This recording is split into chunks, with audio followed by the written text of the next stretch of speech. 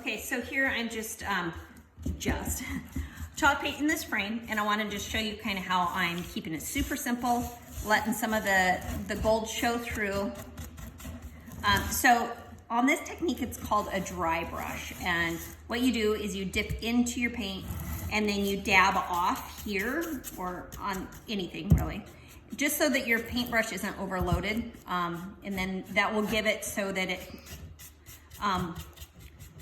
looks more like not a thick paint job. So you can kind of see some of the gold showing through, or if you have an undercolor, it'll show through on that. You can do a wiping motion or pouncing motion, kind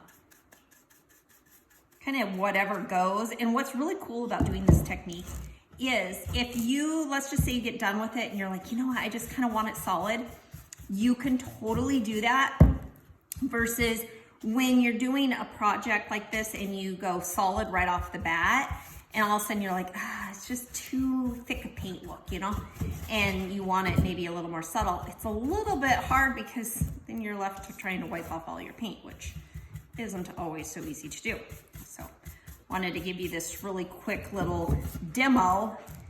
And if you haven't checked out our chalk paint course, it gives you all the little tips and tricks that you need to paint floors, paint shoes, furniture, all the things.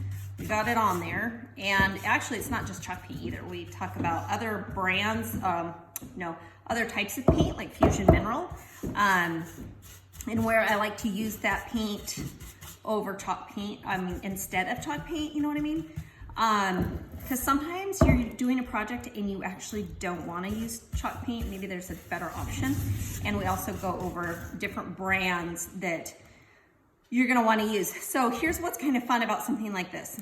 Let's just say you have it done and you're like, yeah, but it might just be a little bit boring. You can come through with some white wax or just a white dry brush over top.